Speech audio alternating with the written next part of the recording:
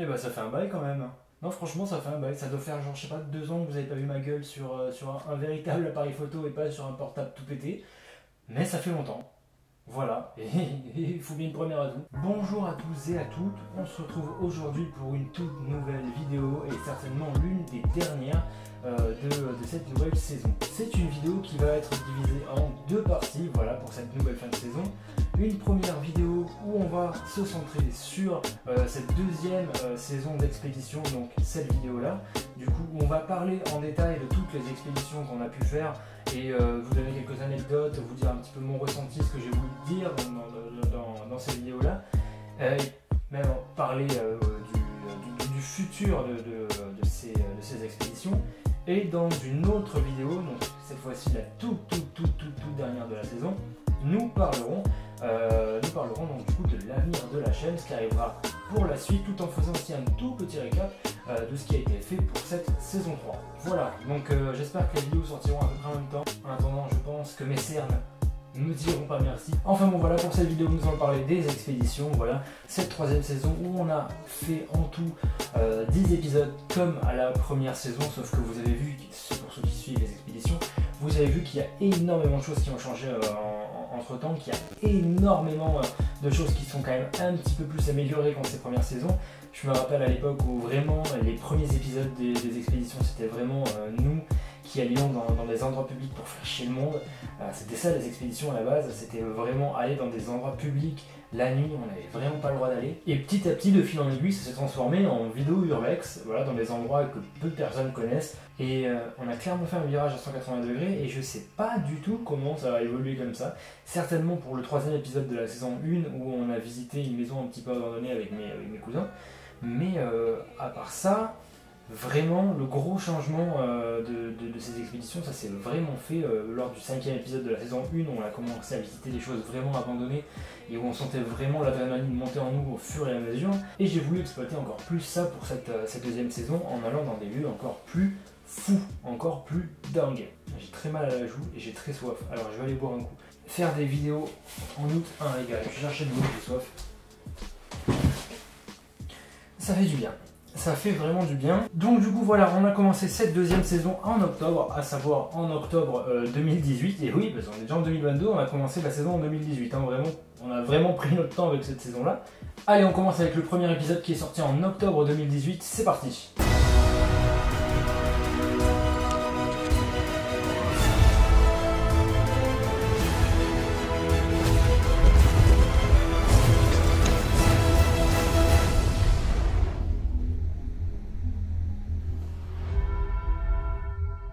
Alors c'est une expédition que j'ai fait avec Florian, avec Florian Marie, Florian Puig et Julien Rey. Quelques têtes que vous avez déjà sûrement vues dans certaines vidéos. Voilà, ils ont décidé de faire un urbex avec moi. On est parti, je me rappelle, un peu en hiver, il faisait pas très beau, il y avait un orage. Et c'était la première fois que je ressentais autant de tension dans un lieu en tout cas. Un lieu qui me disait vraiment rien qui vaille parce que c'était vraiment perdu un petit peu dans les montagnes. Le lieu était assez inquiétant. Il était très grand, le lieu est très grand mais il était très inquiétant. On peut y retrouver beaucoup de choses, c'était une ancienne clinique je crois, une clinique ou un centre de retraite, je pense que c'est une maison de retraite peut-être aussi. C'est que une fois qu'on est là-dedans, qu'on a l'orage, qu'on a la pluie, on sent déjà un tout petit peu moins en sécurité. Je sais pas, peut-être que l'orage c'est un effet un petit peu horrifique, voilà, quand on voit de l'orage dans des films, quand on voit de l'orage en vrai ça peut faire peur, mais alors quand on est en urbex, c'est multiplié par 5. Et là pour le coup se retrouver seul, je pense, en tout cas je pense, seul dans une maison de retraite, perdu au trou du cul de l'Occitanie, ça fait peur. Ça fait peur, alors en plus si tu nous rajoutes de l'orage et de la pluie, moi franchement si j'ai juste des regrets sur cette vidéo c'est vraiment que j'avais pas d'idée de montage, je savais pas trop comment j'allais monter le truc, je savais pas encore comment monter ces expéditions, j'avais pas encore trouvé mes marques en fait avec ces épisodes là, notamment pour les 2 premiers. C'était vraiment moi qui suivais mes collègues en fait qui les suivaient derrière et je filmais c'est tout et au final je me retrouve avec des rushs qui sont 3 fois trop longs sur le PC où je me dis putain en fait il se passe vraiment rien, il n'y a aucun effet de mise en scène, il n'y a aucun effet de montage et je me fais chier. Voilà, encore heureux qu'il y avait la musique pour renforcer un petit peu ce ton un petit peu inquiétant, un petit peu suspense, vous voyez. Et d'ailleurs merci à Thomas Newman de ne pas m'avoir donné les droits d'auteur pour Skyfall et pour Spectre, du coup, qui sont les musiques de ce premier épisode d'expédition.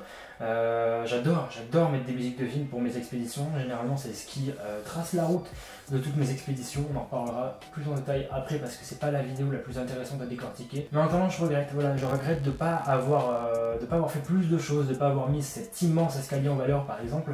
Je regrette énormément de choses avec cette expédition et j'aimerais juste y retourner pour filmer ça mieux, pour avoir de nouvelles idées. Puis en plus maintenant j'ai un drone. Pourquoi ne pas se faire plaisir? Sinon voilà, enfin j'étais très content d'y aller avec mes amis là, ça faisait vraiment plaisir d'avoir Florian Marie, Florian Puitz et Julien qui sont venus avec moi. Plaisir d'ailleurs. Avant on avait le bus parce qu'on n'avait pas encore le permis. D'ailleurs moi j'ai toujours pas le permis, mais c'était drôle. Franchement c'était drôle, avant on allait en urbex en bus, on se faisait plaisir. Donc voilà, je suis très content qu'il m'accompagne. On reverra Julien dans un autre épisode, un petit peu plus loin dans la saison. Ça fait plaisir d'avoir les têtes qui reviennent au fur et à mesure des épisodes, je trouve. Deuxième épisode, c'est parti, deuxième épisode. Emeline a réussi à monter. Mais juste pour ça? Mais elle ne s'est pas fait monter.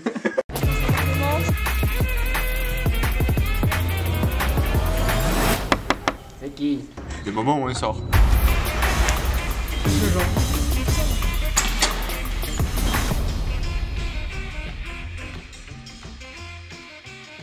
Deuxième épisode, on a visité une cave coopérative abandonnée avec toujours Florian Marie qui était dans le premier épisode, Emeline et Mathieu du coup. Pareil, on est toujours dans le sud. De toute manière, tous les urbex se situent dans le sud de la France, en Occitanie pour le moment en tout cas.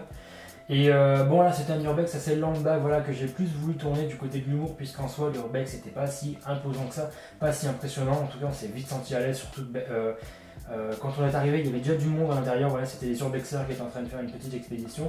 Rien de bien fou, hormis toutes ces bouteilles de vin qui étaient éclatées par terre, hormis voilà, vraiment la cave qui était vraiment assez cool à regarder. Le reste c'était assez vide. Là, il y avait peut-être cet endroit iconique un petit peu avec ces espèces de grosses machines, des espèces de fours, je sais pas comment on peut appeler ça, des contenants en rouge et en blanc. Je trouvais super joli, on pouvait monter dessus, il y avait des escaliers, ça faisait très ambiance Star Wars je trouvais.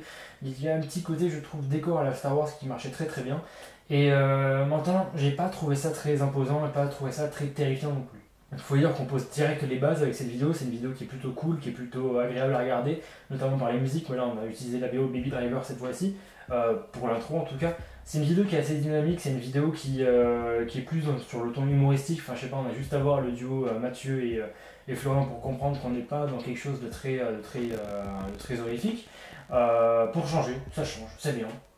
Voilà, en tout cas j'ai bien aimé la faire celle-ci, et c'est juste au montage encore une fois que j'ai eu des petits problèmes, puisque je me fais chier quand je monte ce genre de vidéo. C'est que j'ai les rushs, quand je le tourne je m'éclate, je kiffe, mais une fois que j'ai les rushs, je me fais chier. Je préfère même plus faire les bandes annonces, notamment sur cette vidéo là. Je trouvais que la bande annonce de cette expédition, le deuxième épisode, était plutôt particulièrement réussie. Hormis voilà, vraiment cet épisode là que je trouve pas fou non plus. Voilà, je pense que j'aurais pu vraiment rendre service à ce lieu et à l'équipe avec laquelle j'étais en ayant peut-être un petit peu moins de fainéantise. Allez, on passe aux choses sérieuses avec le troisième épisode. Non, c'était la semaine dernière en fait.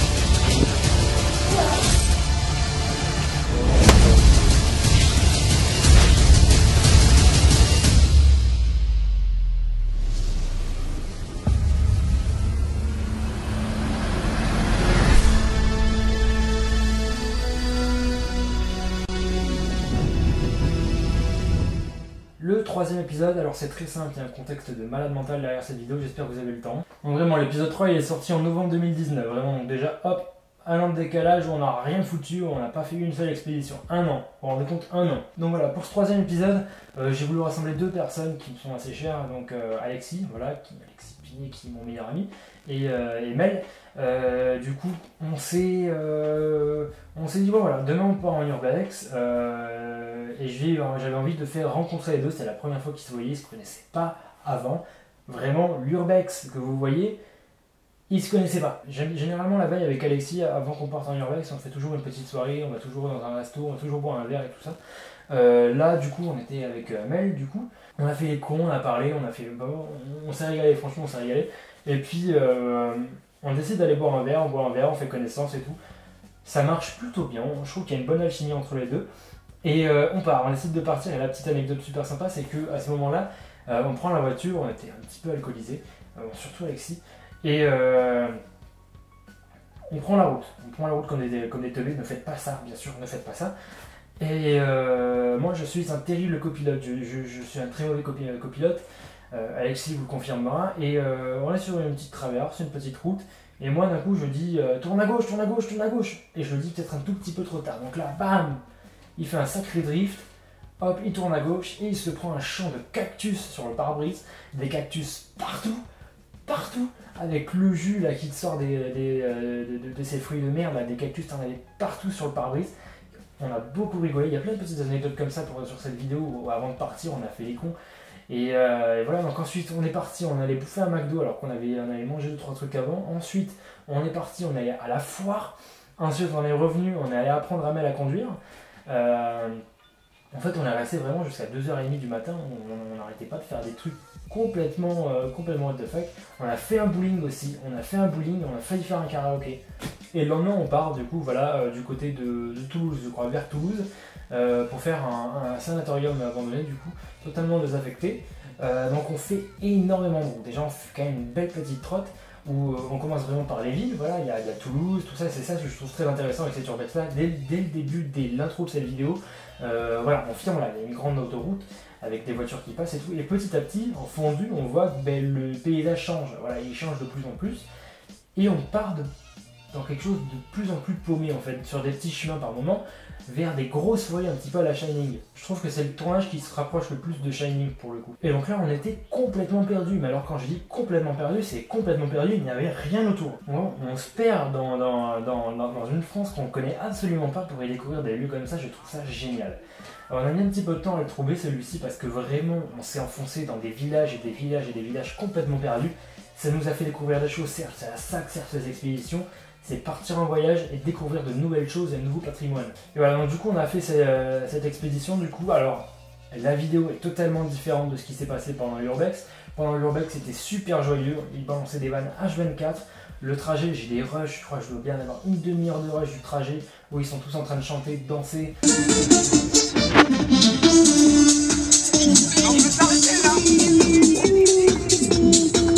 On s'est même arrêté pour faire un basket, on s'est arrêté même plusieurs fois pour regarder la vue parce qu'Alexis adore regarder la vue tout le temps. Alexis t'es chiant, franchement t'es chiant mais c'était génial. Pour moi c'est à ça que ressemble une véritable expédition en fait. Je pense qu'Alexis a très bien compris ce qu'était une véritable expédition, c'est vraiment prendre le temps, découvrir les choses et profiter du moment présent. Et ensuite on a découvert Sanatorium du coup et puis j'ai décidé bon, j'avais pas envie de faire un truc trop gaulerie, j'avais envie de changer un petit peu et j'avais vraiment envie de trouver une patte avec ces expéditions-là. Et je pense l'avoir fait du coup en mettant Hans Zimmer et Benjamin Wallfisch pour Blade Runner 2049 en BO. C'est pour moi une vidéo d'ambiance en fait, c'est une vidéo d'ambiance, une vidéo de son, d'image, où c'est du sensoriel. Honnêtement c'est du sensoriel. Il n'y a pas énormément de dialogue, certainement un ou deux, pas plus. En même pas un ou deux dialogues, on est une alchimie qui se crée entre Alex et Mel, qu'on voit un petit peu que c'est un lieu abandonné qui est pour le coup plutôt triste. Moi franchement c'est une expédition qui me rend assez nostalgique parce que j'ai vraiment envie de refaire des comme ça. C'est une vidéo que j'ai aimé tourner, c'est une vidéo que j'ai aimé faire pour tout le contexte qu'il y a derrière et c'est une vidéo qui me fait du bien quand je la regarde. Alors ouais, le cadre il a complètement changé, voilà, le trépied n'est pas à la même place. J'ai pas la même gueule, voilà, je me suis complètement rasé. Et ensuite, bah non, vraiment, le t-shirt reste le même, donc ça reste cool, tu vois, ça reste un petit peu semi-professionnel. Désolé, j'ai dû partir au taf, donc j'ai tourné cette vidéo en 2 fois. Et elle ne sortira pas le 15 août, en tout cas je pense pas, parce que j'aurai pas le temps de tout monter, parce que je travaille tout à l'heure. En attendant, oui, voilà, cette troisième expédition, ça a été pour moi la meilleure que j'ai faite en termes d'ambiance. C'était une ambiance vraiment géniale pour l'alchimie que j'ai eue avec mes deux amis pendant cette expédition. En attendant, voilà, moi je vous conseille d'aller voir cette vidéo si vous ne l'avez pas vue. Je la trouve apaisante, je la trouve sympa à regarder et surtout je la trouve aussi plutôt jolie. Voilà, vous me dites ce que vous en pensez. 4e épisode.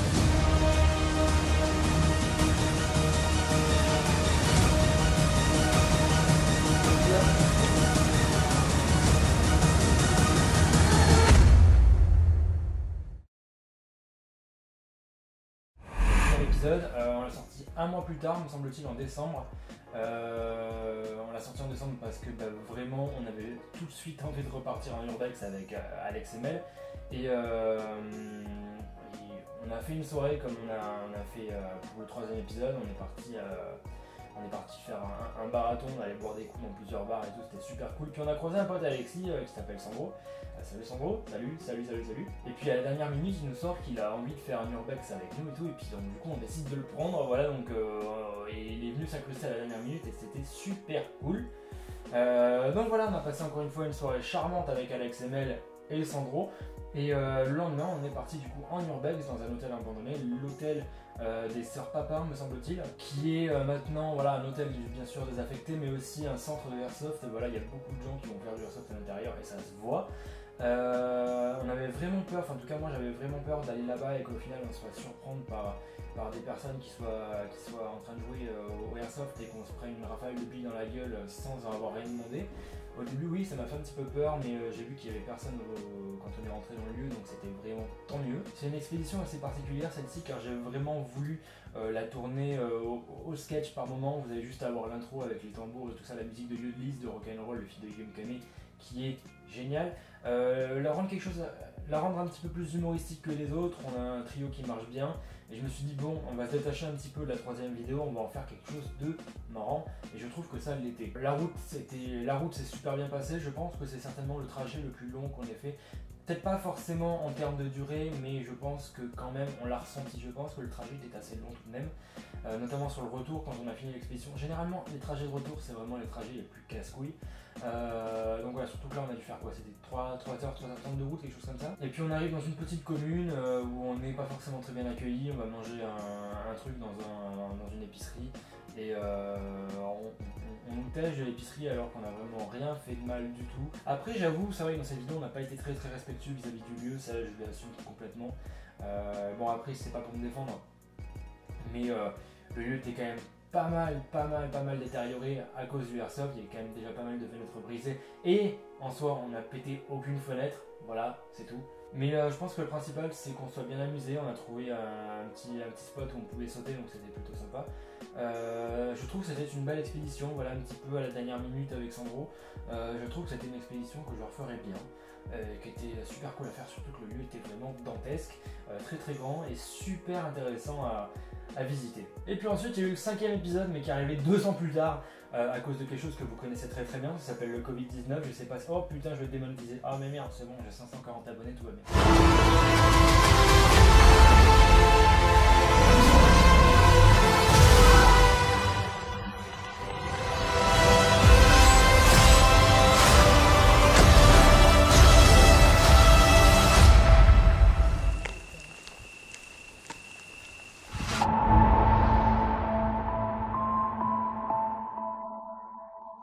Donc voilà, à cause de ce putain de Covid, on n'a rien pu faire, alors rien du tout. On devait repartir en expédition vraiment direct après la 4e, donc c'est-à-dire en janvier on devait repartir. Mais déjà on n'a vraiment pas pu partir en janvier puisque avec Alexis c'est un petit peu compliqué de repartir en expédition souvent puisqu'il est imprévisible. C'est quelqu'un qui dit qu'il vient mais ça se trouve il viendra pas, ça se trouve il vient, on sait jamais avec Alexis comment ça va se passer et il faut un minimum d'organisation pour ces expéditions là. Donc voilà, il fallait que je réunisse une nouvelle team. Et puis ça m'a pris un petit peu de temps, voilà, trouver un petit peu de temps pour trouver le lieu parce que mon carnet d'adresse n'était pas full rempli à l'époque, maintenant il est plein à craquer. Et donc ça a été un petit peu compliqué de trouver un lieu, de trouver une équipe et surtout de trouver un moment où tout le monde serait disponible. Donc voilà, déjà janvier c'est mort, février c'est mort. Et puis en mars il s'est passé qu'il y a le Covid qui est arrivé, donc voilà, confinement, impossible de sortir de chez soi, impossible d'aller nulle part ailleurs. Et c'est mort. Septembre pareil, déménagement, donc j'ai pu rien faire du tout, donc vraiment pendant un an ça a été très compliqué, très laborieux, sans compter qu'en octobre ensuite on a eu un semi-confinement avec couvre-feu, donc impossible d'aller camper dehors par exemple, impossible d'aller dans un urbex ou quoi, c'est pas possible de faire ça, donc on a plutôt décidé d'attendre que le tout se calme avant de recommencer. Et c'est en août 2021 qu'on a vraiment recommencé ces urbex, qu'on s'est dit tiens on va se remettre un petit peu dans le bain, ça fait longtemps qu'on n'en a pas fait, on reprend, c'est parti on reprend et ça a fait vraiment du bien. Donc là cette fois-ci je suis allé avec Julien, Anaël et Inès que vous verrez certainement dans absolument toutes les prochaines expéditions, voilà spoiler. Elle sera je pense dans toutes les expéditions, vraiment c'est une personne qui est passionnée par les urbex, qui est passionnée par la nature, qui est passionnée par ce monde un petit peu sauvage. Donc je pense qu'elle sera dans absolument toutes les expéditions. Pour le reste, il y a Julien Rey qui est revenu, voilà Julien Rey que vous avez vu dans le tout premier épisode de la saison 2, du coup, voilà. qui revient. Merci beaucoup d'être venu, c'est génial. Et Anaël que vous avez jamais vu je crois. Donc voilà, on est parti en Ardèche, pour aller faire un parc d'attraction abandonné. Je vais dire là où il se situe puisque maintenant me semble-t-il qu'il a été détruit. On est parti à Lanas en Ardèche. Le tout a été détruit maintenant je crois parce que pour manque de sécurité et ça s'est vu, hein, ça s'est vraiment vu. Donc voilà, donc du coup on a mis un petit peu de temps à l'organiser celui-ci, donc je l'ai fait venir plusieurs fois chez moi pour qu'on en parle, pour qu'on dise tiens on part tel jour, à telle heure, on fait tel arrêt là, puisqu'on a dû s'arrêter sur Montpellier pendant un petit moment. Et on est parti direct ensuite en Ardèche, à Lanas, pour faire cet urbex. Ça faisait longtemps que j'en avais pas fait, donc du coup il y a eu un petit rush d'adrénaline, notamment sur la fin du trajet où je me disais putain ça fait longtemps que j'ai pas fait ça. Il y a un cocktail d'excitation et d'adrénaline qui fait que tu sais que ça va être chaud un petit peu, tu sais que tu sais pas trop à quoi t'attendre, tu sais pas ce qui va se passer à l'intérieur, tu sais pas si tu vas faire de bonnes rencontres ou des mauvaises rencontres, tu sais même pas s'il reste encore des choses dans ce lieu en question. Donc moi ça mettait un petit peu la pression. Généralement c'est quoi? C'est les 10 dernières minutes du trajet qui moi me mettent un petit peu la pression et la boule au ventre. Et ça pour tous les urbex, vraiment. Donc voilà, on a passé un super joli trajet, on a parlé de tout, de rien. Et ça faisait plaisir d'avoir une nouvelle équipe et d'avoir enfin ces nouveaux urbex qui à l'arrivée. Ça faisait plaisir de repartir, de reprendre un petit peu du poil de la bête. J'ai adoré. Je pense que c'est l'expédition que j'ai le plus préféré faire de cette saison. Je pense que c'est celle que j'ai préféré faire. Honnêtement, ouais, que j'ai préféré tourner, que j'ai préféré visiter, que j'ai préféré regarder aussi en termes de vidéos. C'est une vidéo qui m'a énormément satisfait, autant que le voyage qu'on a fait, puisque c'était un petit peu une sorte de retour, de comeback, où on revenait un petit peu à nos sources. On était parti avec la BM Dines, alors la BM Dines comme ça, et ça faisait longtemps aussi qu'on n'avait pas fait une expédition nocturne, et où on allait camper dans le lieu en question. Donc on arrive sur le lieu du coup, il restait plus grand chose déjà de ce lieu. Quand on est arrivé, il y avait déjà du monde. La première chose qu'on a vue c'était un immense toboggan voilà, qui surplombait l'Ardèche, donc on se disait bon ok ça marche. Et on regarde un petit peu plus loin avec ma focale, on voit qu'il y avait 2 personnes dessus, donc de là on a pris un petit peu peur, mais plus tard on s'est rendu compte qu'en fait c'était des personnes qui allaient camper là aussi, donc bon, ça nous a vite rassurés. Et puis du coup on a fait cette expédition, ça s'est super bien passé. Quand on est monté sur le toboggan, dans la vidéo ça se voit pas, mais c'est immense, c'est vraiment très très grand. Vraiment, même moi qui n'ai pas le vertige là, je me sentais vraiment pas bien au bout du 3e étage. Sans compter qu'il y avait du vent, j'avais vraiment l'impression que le tout n'était pas sécurisé. Alors vraiment, ça m'étonne pas du tout qu'ils aient envie de démolir le truc. Donc voilà, c'était très cool, on a attendu que la nuit tombe et on allait voir un panorama. Enfin, je me suis promené à un moment, il allait faire nuit. Et je vois quoi? Je vois qu'il y a un magnifique coucher de soleil, donc je me dis tiens, je vais filmer ça. Et puis tous mes potes sont arrivés, puis on a fait des jolies photos, des jolies vidéos là-bas. Et vraiment, c'était un moment vraiment magique. Le ciel était magnifique, la vue était magnifique. Et je pense que tout le monde était content d'être là à ce moment-là. C'était quelque chose d'assez intime et de très très beau à regarder. Et j'espère qu'on a vraiment ce rendu-là dans la vidéo. Puis ensuite, bon, on a fait forcément la visite de nuit, on a pique-niqué, on a fait un feu de camp que je ne montre pas forcément dans la vidéo en entier. Donc voilà, c'est une vidéo que j'ai beaucoup aimé faire. Je peux pas tout montrer de ces vidéos là parce que généralement quand je tourne à l'expédition, t'as bien 1 heure, 1 heure et demie de rush et je peux pas faire 1 heure de vidéo, on se ferait vraiment chier. Donc vraiment j'essaie de condenser le tout à 20 minutes grand mal, je crois que celle-ci elle fait 16-18 minutes, quelque chose comme ça. Pour pas trop qu'on s'ennuie, pour faire de beaux effets de montage et que ça soit plutôt sympa au rendu. Donc voilà, en tout cas voilà, cette expédition là c'est vraiment l'expédition que j'ai le plus préféré faire. C'est un tournage magnifique avec des amis que j'aime énormément et on a passé un moment fou. C'était super drôle, on s'est vraiment régalé du début jusqu'à la fin. Donc vraiment Anaël, Julien et Inès, j'espère qu'on fera ensemble équipe pour une prochaine expédition, je l'espère. Allez, 6e épisode.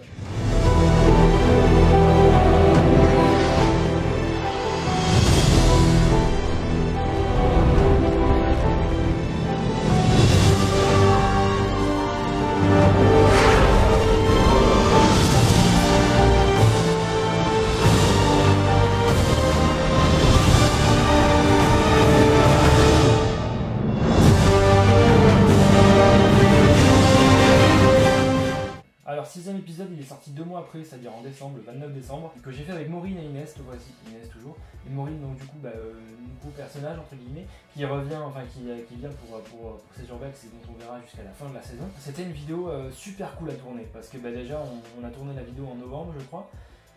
Donc il fait froid en novembre, on est un petit peu dans la période hivernale, ou en tout cas on commence à l'être.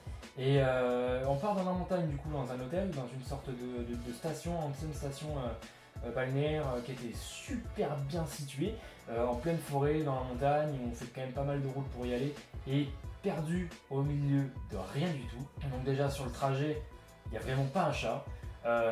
Plus le brouillard, vraiment le brouillard génial, ça te fout une ambiance de malade mental. Avec ces arbres aux feuilles orange, donc qui fait vraiment penser à l'automne, et ces grandes allées embrumées qui sont vraiment magnifiques. À un moment je me suis dit écoute Inès, arrête-toi, il faut vraiment que je fasse des plans là parce que c'est vraiment magnifique. Et le trajet était vraiment génial, je crois que c'était l'un des meilleurs trajets qu'on ait fait aussi en urbex, puisque l'ambiance du trajet était folle. C'est là qu'on voyait qu'on avait quand même passé une expédition assez spectaculaire et à l'ambiance complètement horrifique. Et on ressentait vraiment le côté hiver, le côté un petit peu sombre et un petit peu brouillard. Denis Brouillard, c'était Denis Brouillard aussi. Qu'est-ce que j'ai pu faire comme jeu de mots dans cette voiture aussi. Et puis ensuite on s'est arrêté dans un tout petit village juste avant l'urbex en question, juste pour faire de belles photos, de belles vidéos, voilà, parce que vraiment le lieu était magnifique et en plus avec le ciel gris, avec vraiment le brouillard, tout ça. On s'est dit on va s'arrêter, on va faire quelques images là, ça peut être sympa et ensuite on ira à l'urbex. Donc on est arrivé à l'urbex 17-18 h, mais le truc c'est qu'à cette période là il fait nuit très tôt, surtout en montagne. Et au moment où on a cru que c'était 22 h, en fait il était seulement 19 h 30 et c'était chaud parce que déjà faire un lieu comme ça en pleine nuit, en pleine forêt, et on n'y voit rien quoi déjà premièrement, et ensuite il y a une ambiance quoi, donc même nous on a eu peur par moment et on n'a pas trop voulu s'aventurer très loin, donc c'était assez compliqué. Donc on a fait vraiment ce qu'on a pu, parce qu'on a eu peur vraiment, c'était un des urbex, on a le plus eu peur pour notre cul, parce qu'on entendait des bruits, donc forcément ça devait être de la végétation, des animaux qui traînaient autour, parce que je pense pas qu'il y ait quelqu'un à cette période là et à cette heure-ci dans ce bâtiment, en tout cas j'espère pas. Anti, ça serait vraiment de voir sur les rushs des gens, ou alors vraiment des têtes, des personnes qui étaient là sur le lieu et qu'on n'a pas vu sur l'instant. Donc voilà, on a tourné de nuit, on a fait ce qu'on a pu en termes d'image et je trouvais que ça rendait plutôt bien en tout cas. Ça se voyait qu'on était vraiment préparé pour celui-ci et qu'on allait passer un moment assez fou. Et ensuite on est reparti à la voiture du coup pour y dormir. C'est la première fois qu'on avait campé dans la voiture de Inès. Et il faisait froid. Oh bordel, c'est qu'il faisait froid. Je crois que j'ai passé l'une des pires nuits de ma vie dans la voiture d'Inès. Il faisait putain de méga froid. J'avais mal partout. J'étais gelé, j'étais congelé, j'étais mal installé. Et vraiment, la nuit a été très longue. Mais bon, voilà, c'est pas grave. Avant, on a eu le droit à un mini-concert de Maureen avec sa guitare. Vraiment pépite. Elle chante bien, Maureen. Qu'est-ce qu'elle chante bien. Et c'est là que quand elle a commencé à chanter, elle a commencé à faire Jimmy de Moriarty.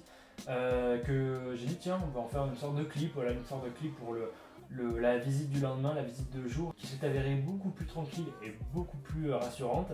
Le lieu était beaucoup plus harmonieux, on s'est bien régalé. Il y a même eu quelques gouttes par moment et c'était super beau à filmer. Franchement, c'est une expédition dont je suis assez fier parce que l'ambiance était folle, parce que l'alchimie qu'il y a eu entre Inès et Maureen était vraiment géniale aussi. Et puis juste la musique de Maureen rend le tout très harmonieux et beaucoup plus rassurant. Donc franchement bravo, voilà, j'étais vraiment fier de faire cet urbex avec vous. D'autant plus que la BO de cet urbex là, c'est vraiment la bande originale de Harry Potter et le Prince de Sang Mêlé et l'Ordre du Phénix. Donc voilà, donc je pense que ça rendait le tout un petit peu plus mélancolique et nostalgique que d'habitude, et c'était voulu, voilà, c'est voulu, c'est une vidéo qui est complètement intime et qui me reflète parfaitement, voilà. Allez, épisode 7, 8, 9, 10, on va vite fait passer dessus puisque c'est clairement le même voyage, c'est un road trip.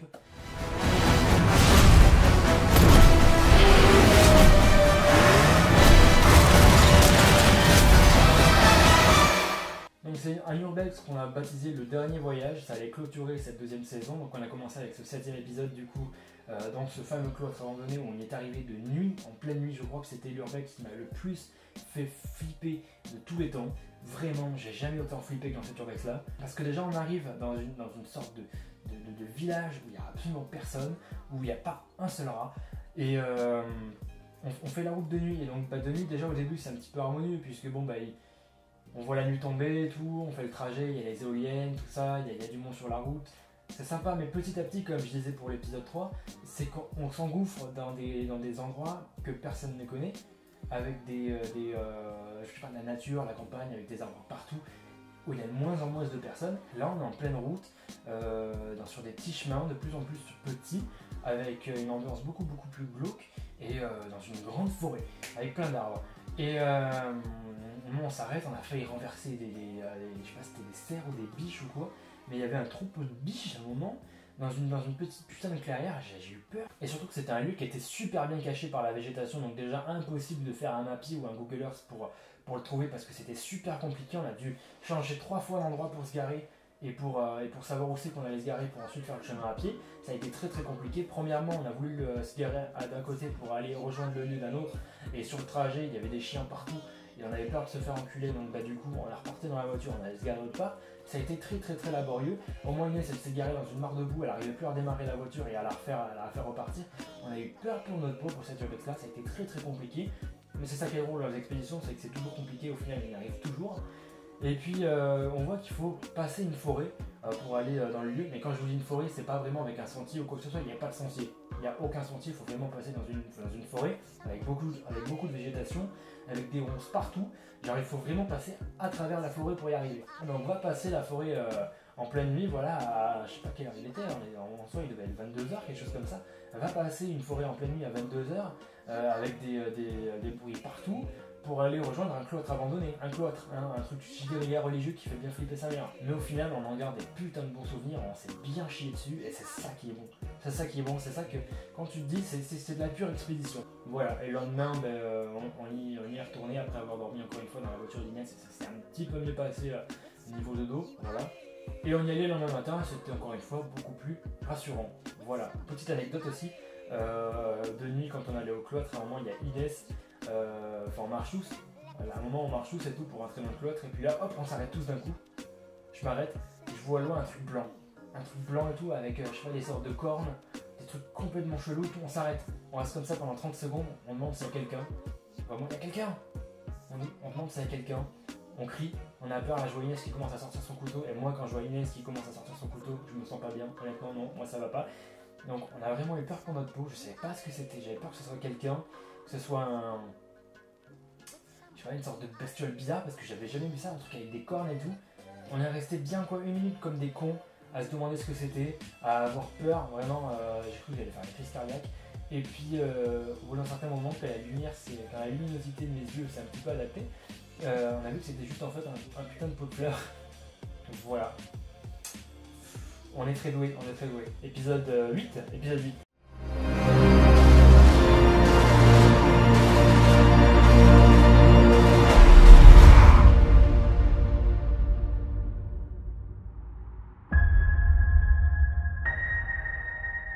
Donc du coup après cette urbex là, on est parti dans un château abandonné, alors c'est bien un grand mot parce qu'en fait il a cramé il n'y a pas si longtemps que ça, et au final il y a toute une partie du château qui est vraiment invisitable, c'est-à-dire absolument tout. Il y a juste le sous-sol qu'on peut visiter, et encore c'était quand même pas mal élaboré. Tu peux pas grimper, tu peux rien faire puisque c'était déjà super dangereux, parce qu'on n'est pas à Lara Croft non plus, hein. On y est vraiment allé juste pour voir le lieu, parce qu'en soi le lieu est quand même super imposant et magnifique à regarder. Et ensuite, parce que j'ai un drone, figurez-vous, j'ai un nouveau drone, et j'ai voulu faire des plans au drone qui marchaient vraiment super bien. Donc voilà, on y est resté quoi, une petite heure, même pas. On a vite fait le tour, c'était magnifique, c'était super joli à regarder, on ne regrette pas du tout d'y être passé. Et ça a donné cette vidéo. Voilà, surtout que c'était vraiment à côté du lieu de l'épisode 7. Épisode 9. Épisode 9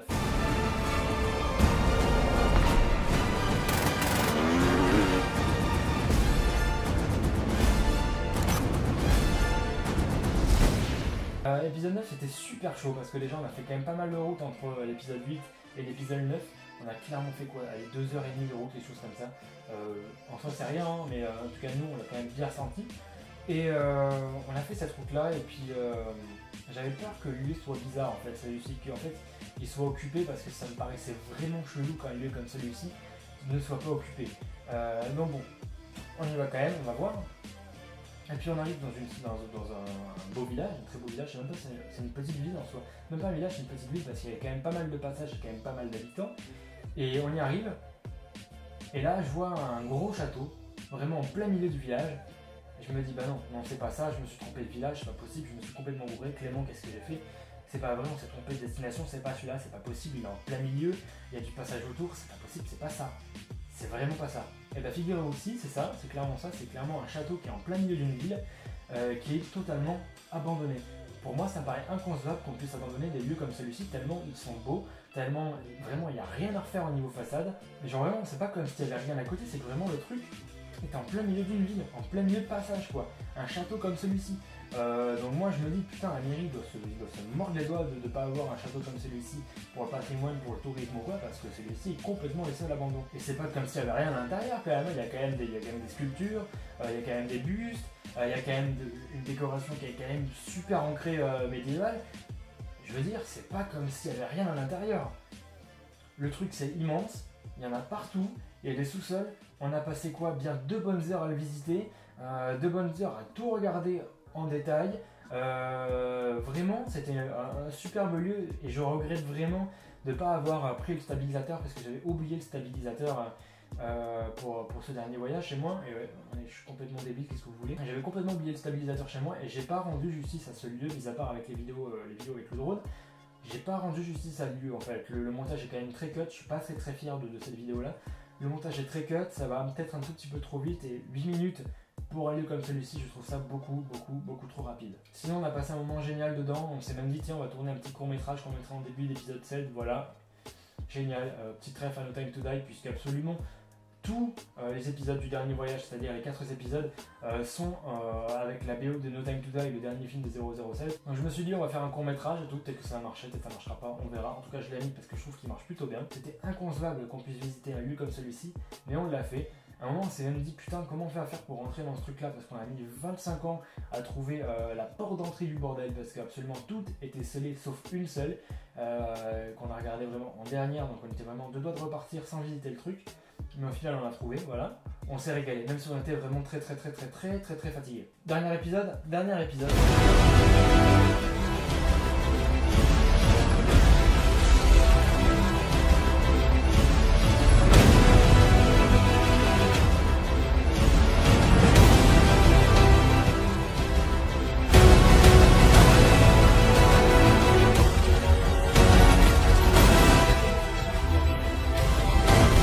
On joue les PD et on y va demain matin? Ou est-ce qu'on n'est pas PD, on y va... Moi je suis homosexuel, honnêtement je suis homosexuel. Moi.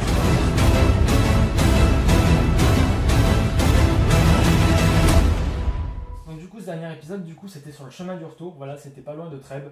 Oups. C'était un hôtel qui était abandonné vraiment en plein milieu d'une voie rapide. Donc déjà il fallait le trouver le machin, il fallait vraiment être attentif, il fallait pas aller trop vite non plus. Et Inès a tendance à aller quand même pas mal vite sur le trajet. Inès était la meilleure conductrice de tout mon entourage. Et c'était en plein milieu, voilà, c'était en plein milieu d'une traverse.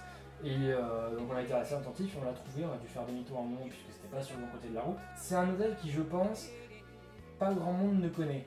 Ça a été très laborieux pour moi de le trouver celui-ci, j'ai vraiment dû me fier à d'anciennes photos avec des nouvelles et seulement à quelques petits détails je me suis dit tiens c'est cet urbex là que je cherche depuis quand même pas mal de temps.